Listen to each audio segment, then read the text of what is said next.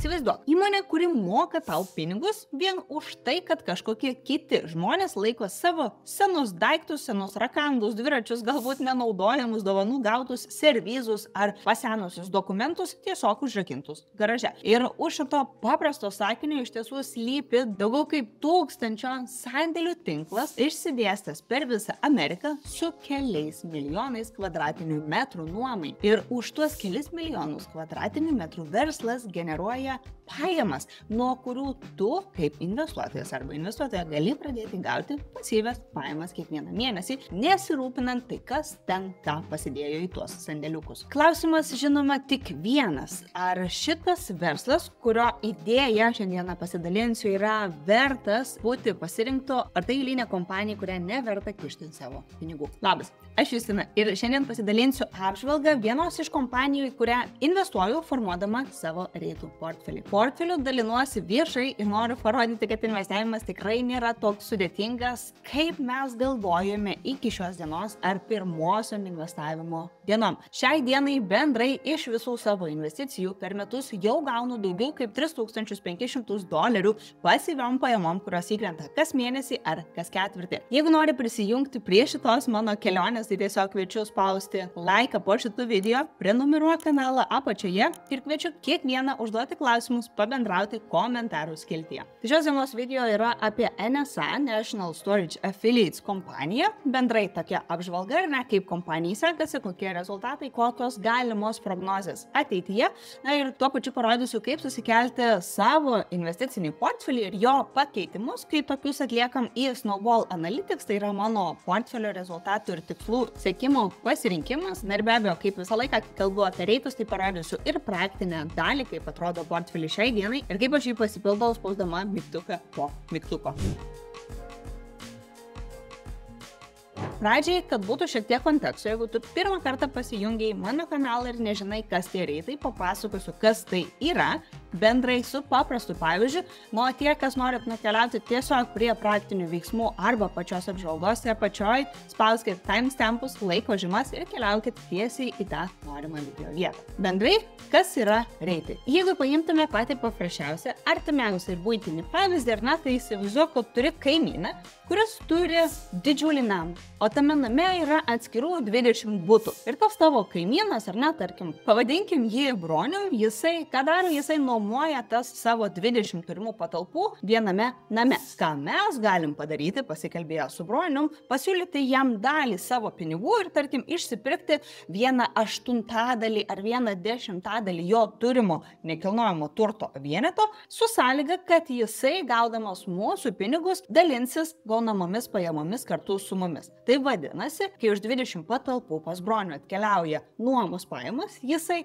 pasidalina atitinkamą dalimi tos nuomos kartu su mumis. Tai mums jau yra dividendai, nes mes investavom, davėm pinigų broniaus verslo vystymui ir jisai dalinasi to gautų pelnų su mum kiekvieną mėnesį. Labai panašiai veikia ir reitai Amerikoje, tai yra Real Estate Investment Trust. Tik reitai, žinoma, jau nėra tiesiog broniaus valdomas versliukas, tai yra Amerikoje milijoninės, milijardinės kompanijos, kurios valdo ypatingai daug nekilnojamo turto vienetų įvairiausią formą, generuoja pajamas iš to nekilnojamo turto ir pagal Amerikos įstatymus privalo tomis pajamomis bendrai sugeneruotų pelnų pasidalinti kartu su kiekvienu investuotoju. Ir tuo investuotoju gali tapti ir tu, jeigu tik sieki pasyvių pajamų. Tai reitai gali būti įvairiausių tipų. Pas mane portfelyje yra 4 skirtingų tipų reitai. Yra kompanija ABR, tai yra finansų ir hipotekos reitas. Šitos kompanijos apžvalgą dariau štai šitam video, nes svarsčiau, ar aš ją pasiliksiu portfelyje, ar aš ją likviduosiu.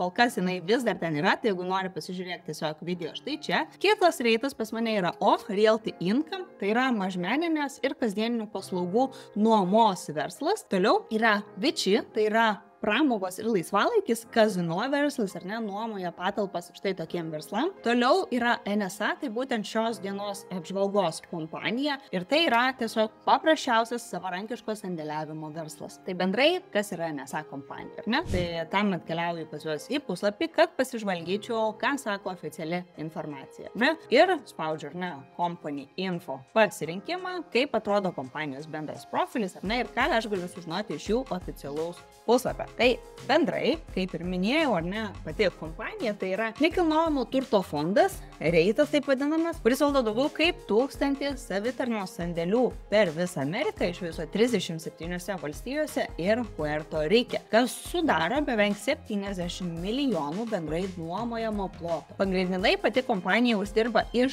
nuomos mokesčių, ar ne, kai žmogus atėjęs išsinuomoti, žmogus ar verslas jiems sumoka nuomos pajamas už tą nuomojama sandėliuką, ar ne? Pagrindiniai pinigai atkeliauja būtent iš nuomos, taip pat dalis pajamų atkeliauja iš draudimo ir iš to, kad kompanija be abejo bauduoja, jeigu kas nors pavėluoja mokėti. Atsidarę šitą oficialų puslapį galim pasinagrinėti visą svarbiausią informaciją, ir ne, ir aš čia tiesiog atkeliausiu prie Financials and Stock Info ir spaudžiu Financial Results. Čia matysiu paskutinės ataskaitas, tai yra antrojo ketvirčio 25 metais jau atkeliavusi ataskaita ir galim ją pasižiūrėti. Pagrindiniai highlightai, tie ar ne, pagrindiniai akcentai, kuriuos reikėtų atsižvelgti, tai kompanija sugeneravo grynojo pelno 31 milijoną antrajam ketvirtį, ar ne, tai yra -4% bendrai nuo praėjusių metų, ar ne, -4% per metus. Kitas reitams svarbus rodiklis yra FFO, Funds from Operations rodiklis, ar ne, tai iš viso jisai taip pat yra šiek tiek minusinis, ar ne, a decrease of 11%, vadinasi, -11% kritimas akcijai. Toliau galim pasižiūrėti į užimtumą, kas yra labai svarbu, ar ne? Tai yra 85% užimtumas, kuris taip pat šiek tiek pakrito. Lyginant su praėjusiais 24 metais, tai kompanija šiai dienai išmoka apie 7%, netgi viršaus dividendais, ar ne? Tai yra tai, ką mes galim tikėtis atgauti pasyvėmis pajamomis per metus, išskaidžius į 4 kartus per metus kas 3 mėnesius iš savo suinvestuotos sumos. Tai realistiškai, jeigu pažiūrėti, ar ne, tai jeigu mes nusipirkam vieną NSA kompanijos akciją, tai yra už $31,23, tai mes per metus galim tikėtis gauti $2,28 atgal nuo savo suinvestuotos sumos. Šita kompanija labai smagiai dividendus didina jau 10 metų iš eilės, tai duoda tam tikro užtikrintumo, jeigu aš iš tiesų ieškau tvarių kompanijų, kurios moka dividendus ir nenutraukia dividendų išmokėjimų. Smagus puslapis yra msn.com/money, kur galima susivesti kompaniją, kurią norėtume peržvelgti ir detaliau paanalizuoti, ar ne? Tai aš tiesiog ir esu atsidariusi būtent šitą pasirinkimą, susivedu tikerį, ar ne? Štai čia buvo NSA, pavyzdžiui, šitą pasirinkimą ir matau, kaip kompanija atrodo šiai dienai. Tai aš netgi matau, ar ne, market cap, ar ne, kokie kompanijos yra šiai dienai vertė. Tai visą šitą informaciją aš galiu rasti ir pas juos tam oficialiam puslapyje ir investuotojams skirtoj prezentacijoje, ar ne? Tai štai čia yra ta informacija, jau ją esu atsidariusi iš anksčiau. Jinai gauta taip pat iš jų pagrindinio puslapio tiesiog, ar ne? Tai pasinagrinėkit, pasižvalgykit, jeigu reikalinga šita informacija. Ir čia matysiu, ar ne, kitą svarbią informaciją ir kompanija įvairiais pjūviais su dabar paskutinė pateikta informacija, ar ne? Kuri tiesiog atvaizduojama čia. Per šitą puslapį galima pasižiūrėti į kompanijos kainą, atsižvelgiant į 20 ar 50 savaičių bendrai kainos judėjimą ir vidurkį. Tai šiai dienai NSA kompanija kainuoja pigiau negu jos bendrai 50 ar 20 savaičių moving average kaina. Tai vadinasi, mes perkam pigiau, ar ne, negu kad ta kaina buvo vidutiniškai per 20 ar 50 savaičių. Paskutinė kompanijos ataskaita iškėlė čia šitam puslapyje šiek tiek daugiau šauktukų nei įprastai, todėl kad rezultatai šiek tiek krito, ar ne, ir tas bendrasis pelningumas krito, ir nuomininkų skaičius, ar ne, bendras užimtumas, jisai krito, bet tai yra tas verslas, kuris iš tiesų net ir svyruojančioje ekonomikoje ir net tuo metu, kai mes matom krizę, šitas verslas jis vis dėlto veikia, nes galbūt žmonės keičia gyvenamąją vietą, iš didesnių namų keliauja į mažesnius namus, ar ne? Tai atsiranda tas daiktų perteklius, ypatingai Amerikoje tos daiktus kažkur padėti reikia. Tai toksai verslas, jisai nemato tokio didelio pablogėjimo, jeigu mes esam krizėje ir tuo metu, kai esam pakilime, ar ne, tai šitas verslas yra pakankamai atsparus, kai mes matom ekonomikos ciklų sviravimus. MSN puslapyje galima matyti ir palyginimą su kompanijos konkurentais, ar ne? Tai štai čia yra NSA lyginant su NLI ir DOC, ar ne? Healthpeak Properties ir Annaly Capital Management. Jeigu žiūrėsim price to earnings rodiklį, toliau kaip kompanija atrodo per price to sales rodiklį, ar ne, lyginant su kitais pasirinkimais. Taip pat tai, kas sako analitikai bendrai, ne, tai čia mes matom, ar ne, skirtingas nuomonės tarp analitikų, ar ne, vieni sako strong buy, kiti sako hold, kiti sako sell ir 4 iš jų sako strong sell. Tai vėlgi, čia tas momentas, kad ar ne, nereikėtų visiškai aklai kliautis analitikų rekomendacijom, todėl kad jie dažnai vertina tą trumpalaikį kompanijos pelningumą ir apskritai tuos skaičius, kas iškeliavo ataskaitoje, bet ne visuomet įvertina kompanijos ilgalaikės perspektyvas. Ir šitas gali keistis pakankamai drastiškai, ar ne, tai kitą ketvirtį, tarkim, kompanijos finansinė ataskaita išeis labai sėkminga, labai gražiai ir labai pliusuojant, ar ne, ir šitas momentaliai pasikeis. Tai tiem, kas planuojat pradėti investuoti, generuoti pasyvias pajamas, turėkit mintyje ir išsikelkit savo tikslą, kad jūs tą darysit ateinančius 5 ar 10 ar 20 metų. Ir mano tikslas yra žiūrėti į kompaniją šiek tiek plačiau, negu kad remiantis tik viena paskutinė finansinė ataskaita. Tai bendrai pagal analitikus, ar ne, čia vėlgi labai priklauso ir reikia gebėti kritiškai vertinti, į kokį puslapį užsuksim, tai matysim labai skirtingus kainų targetus. Tai pavyzdžiui, MSN Money puslapyje rašo, kad tai, pavyzdžiui, štai čia, remiantis analitikų rekomendacijom ir spėjimais, ne, tai NSA kompanija gali per ateinančius 12 mėnesių kainuoti arba $30 už vieną akciją, arba gali pakilti iki $39 už akciją. Arba, be abejo, ar ne, lieka tas vidutinis scenarijus, tai yra 34,83. Tai šiai dienai jinai kainuoja 31,11, tai yra tikrai neženklus kritimas per ateinančius metus, su idėja, kad verslas vis dėlto optimizuodamas savo procesus, pagerindamas marketingo strategijas, ar ne, ir stengdamas suefektyvinti visus savo tinklus, jisai, na, tikriausiai kad performance. Tai čia tiesiog dalinuosi puslapių, kuriame tikrai galite rasti labai daug informacijos, ar ne, ir ta pati finansinė sveikata pačios kompanijos, jeigu įdomu pasinagrinėti finansus, štai čia spaudžiam, ar ne, ir galite rinktis metiniai, ar ne, rezultatai, arba žiūrim, kas ketvirtį išeinančius rezultatus, ir čia matysit, ar ne, kiekvieno ketvirčio galutinius skaičiukus, jeigu norit pasilyginti. Tai kadangi aš jau investuoju į NSA kompaniją, ar ne, kai iškeliauja finansinės ataskaitos, aš jas prasižiūriu, pasinagrinėju ir įsivertinu savo dar kartą, ar aš noriu tęsti investavimą į šitą kompaniją ir niekuomet nepriimu sprendimo tik iš vieno duomenų šaltinio. Ne, tai yra mano ilgalaikė investicija, kur aš tikiuosi gauti ir kapitalų prieaugį, nuo to, kad kompanija matys kilimą per ateinančius kelis metus, ne tik per ateinančius 12 mėnesių, bet ir tuo pačiu ar jinai nesusiduria su kažkokiais itin dideliais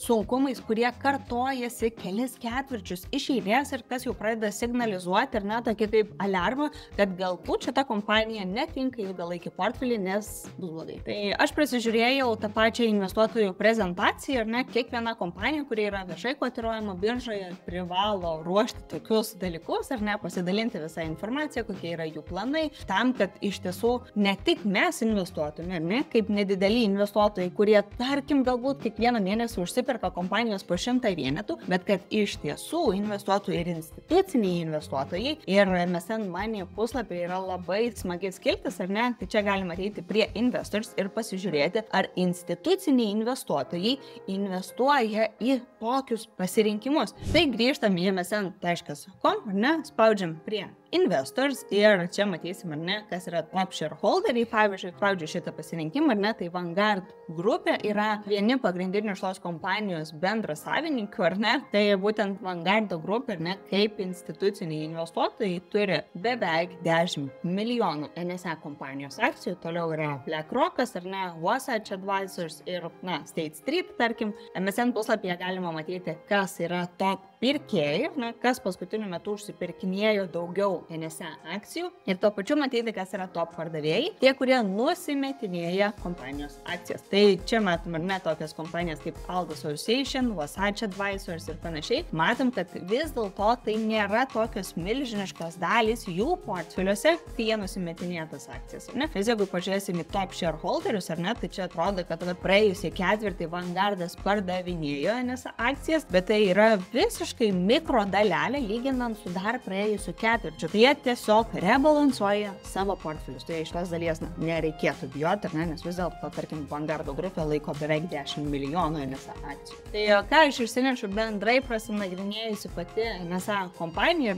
tai kad nepaisant to, kad jų finansiniai rezultatai per šitą antrąjį metų ketvirtį nebuvo fantastiniai, buvo tam tikras minusas, vis dėlto kompanija padarė tikrai itin didelį pokytį, kalbant apie jų pačių marketingą, nes bendrai kaip jie veikia, tai jų veikimo principas sufleruoja ir bendrai jų pavadinimas National Storage Affiliates. Tai jie dirba su kitais savarankiško sandėliavimo verslais, kurie naudojasi būtent NSA infrastruktūrą žinomumu, ir jų gebėjimu valdyti visą šitą verslą. Tai būtent po pačiu NSA brandu, slypi tikrai daug skirtingų verslų, kurie naudojasi jų verslo modeliu tam, kad galėtų efektyviai nuomoti savo patalpas, ir tai čia yra iStorage pasirinkimas, Secure Care Self-Storage, Northwest Self-Storage, ir daugelis kitų. Tai kompanija optimizavo ir padarė daug paprasčiau paprastam vartotojui susirasti jam tinkamas sandėliavimo paslaugas, tinkamą lokaciją, ir tai yra šitas visiškai nesenai paleistas naujas puslapis, apie kurį aš sužinojau. Būtent per jų investuotojų prezentaciją, tai tiesiog atsidariau puslapį papildomai pasinagrinėti,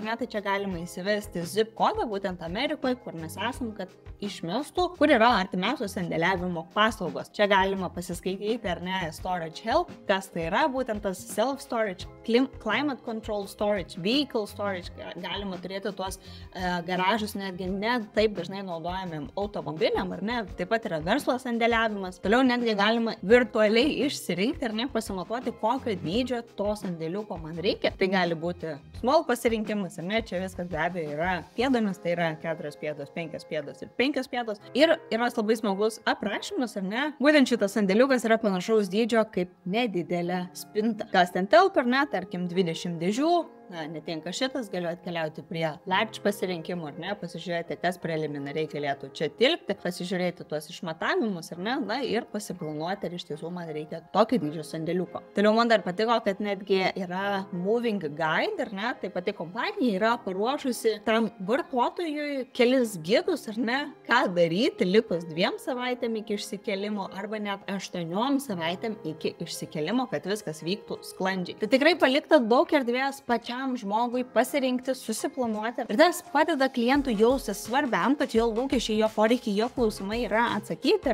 ir tas paprastumas jisai vis dėlto paperka. Tai bendrai, jeigu pasižiūrėjus, šitą kompaniją National Storage Affiliates, kompanijos artimiausią laikotarpį gali laukti nestabilumas ir tie, kas ieško greito kapitalo prieaugo, greitos, didelės kosminės grąžos, tai tikrai nebūtų tas pasirinkimas, nes kompanija tinkama, jeigu tu matai reitus kaip ilgalaikė savo portfelio dalį, kaip matau aš, ir nepaisant to, ką sako analitikai, niekas nežino, kaip tai kompanija iš tiesų seksis per ateinančius 10 metų, dėl to, ką sako prognozės, kad per ateinantį trumpą laikotarpį kompanija galbūt nebus labai stabili, galbūt kaina dar šiek tiek pakris žemyn, bet vis dėlto vertinant iš tos didesnės perspektyvos, kompanija šiai dienai nėra įvertinta pakankamai, tai yra undervalued, ir žiūrint į ilgalaikę perspektyvą, 10 metų kasmet didinamus dividendus ir apskritai 7 procentus to dividendinio pajamingumo, mano akimis, tai yra vienas iš smagesnių pasirinkimų, jeigu aš noriu tokio verslo, kuris yra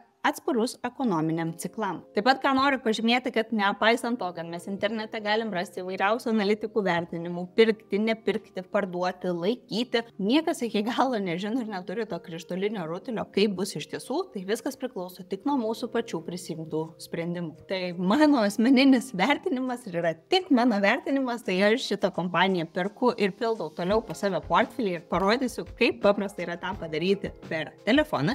Tai jeigu tu dar neinvestuoji ir neturi vertybinių popierių brokerio sąskaitos, apačioje rasi registracijos nuorodą. Aš naudojusi Freedom 24 vertybinių popierių brokerių, tai yra licencijuotas reguliuojamas pasirinkimas. Registracijoje užtruksi 15-20 minučių ir turėsi prieigą prie daugiau kaip 1 milijono finansinių instrumentų. Rodau, ar ne, kaip įsigyti, arba jeigu dar bijai pradėti investuoti ir vis dar lauki kažkokio patvirtinimo iš kažkur aukščiau, tai gali tiesiog paprastoju būdu, be jokio mokesčio sekti mano portfelį ir stebėti, kaip sekasi mano investicijom, kol galiausiai prieisi prie minties, kad galbūt galiu ir aš. O iš tiesų gali ir sekti gali kiekvienas, kuris jau turi vertybinių popierių sąskaitą per Freedom24. Jeigu dar neturi, neprivalai pradėti investuoti, kad matytum mano portfelį, tiesiog reikės atlikti registraciją. Nuorodą taip pat rasi apačioje. Tai pradžiai parodau, kaip pasipildyti NSA, spaudžiu NSA. Šiai dienai mano bendrai turimos NSA akcijos nesiekia kol kas $1000, ar ne? Šį mėnesį aš investuoju į reitus $350, ar ne? Tai man šitą sumą reikia išsidalinti per 4 kompanijas atskiras. Ir aš šiai dienai, kadangi NSA kainuoja virš $31, aš pirksiu 3 akcijas, sumokėsiu $93 už šitą ir pateikiu pirkimo užsakymą, braukiu į viršų. Dabar, kadangi minėjau, kaip susivesti visą informaciją į Snowball Analytics, tai šitą parodau ir vėliau tie, kas prenumeruojat portfelį, gausit mano žinutę, jog pasipildžiau ir kitas kompanijas. Tai Snowball Analytics, ar ne, aš pats įjungiu iš karto savo profilį. Matau, tai yra vienas iš mano portfelio, ne Justina Reitz pavadinimu. Kaip atnaujinti čia informaciją, todėl kad iš Freedom vertybinių popierių brokerio aš tiesiog ranka susivedu savo papildytas akcijas ir už tą kainą, kokią nusipirkau. Tai spaudžiu tiesiog National Storage Affiliates pasirinkimą ir ką darau, spaudžiu pliusiuką, pirkau, ar nes, tai įrašau, kad aš pirkau akcijas, tai yra 8.21, kiek aš nusipirkau 3 ir ta kaina, už kurią aš įsigijau, aš visą laiką pasitikrinu ir čia, kad informacija pilnai atitiktų, tai buvo 31,12 dolerio centų, sumokėjau 93,36, čia papildomai kažkokios informacijos aš nevedu, todėl kad vis tiek kartą per metus aš atnaujinu visą šitą informaciją tam, kad viskas būtų kiekvieno dolerio cento tikslumu, sukeldama Excelio ataskaitas į tą patį Snowballą. Bet kiekvieną mėnesį papildau ir rankiniu būdu. Spaudžiu Save and Add More, bet reikėjo paspausti Save. Žodžiu, ir štai čia matau, kad ar ne, mano turimas akcijų skaičius pasipildė. Ir viskas, matau, ar ne, kada supirkinėjau kompaniją, tai čia yra vienas iš tų smagesnių momentų, ką tikrai turi Snowballas, tai man labai smagu stebėti, ypatingai, kai jau ilgesnį laiką investuojat, turit kelis skirtingus portfelius, galbūt ar ne, arba tam tikrus investicinius tikslus, kuriuos yra smagu vizualiai matyti. Aš, pavyzdžiui, iš tų žmonių, tai matysit ir kada supirkinėjo šitą kompaniją. Ar pagavo dipą, ar pirko tą all-time highs, ar ne, tai tiesiog smagi informacija. Tai Snowball Analytics man padeda sekti, kiek aš kiekvieną mėnesį gaunu dividendais, kiek gausiu iš tų kompanijų, kurios aš moku, tarkim, kas ketvirtį, ar ne, nes, pavyzdžiui, tas pats NSA, jis nemoka kas mėnesį, bet moka kas ketvirtį, tai štai čia atkeliauja $37 dividendais. Toliau aš matau kiekvieną mėnesį, tai yra būtent realty income išmokėjimai. Ir štai čia aš matau savo tikslą, kas yra $1200 pasyviom pajamom per metus, kad aš gausiu iš viso savo šitų reito portfelio, vertinant tik tais dividendus, na ir tą prognozuojamą nedidelį kompanijų augimą. Ir aš savo tikslą investuodama po 3, 4, $500 per mėnesį turėčiau pasiekti per ateinančius 3 metus. Tai yra 28. Pažiūrėsim, gal pasieksiu ir greičiau. Tai kol kas iš manęs tiek. Ačiū kiekvienam, kuris išbuvot iki galo, kuris žiūrėjot. Dalinkitės apačioje, kokie klausimai kyla.